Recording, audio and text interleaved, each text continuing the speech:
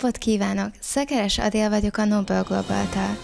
November 19-e van ma.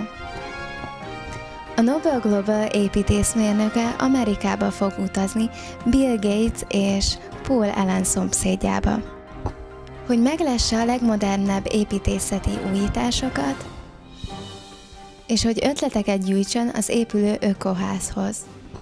Északi pályaudvar néven ingyenes vasúti és vasútmodell kiállításnak ad otthont péntektől 4 héten át a Duna Plaza.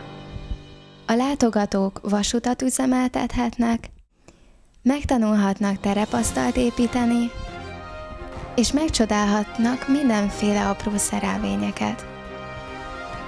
A helyszínen kapható UNICEF képeslap árának fele gyerekprogramokat támogat majd. Így a világon egyre több gyermek juthat táplálékhoz, egészséges ivóvízhez, megfelelő egészségügyi ellátáshoz. Mindenkinek ajánljuk, hogy nézesse meg kéményeit, kályháit, hogy megelőzze a szénmonoxid mérgezést. Minden jó, de legjobb jelszágú. Jövő héten találkozunk, a viszontlátásra!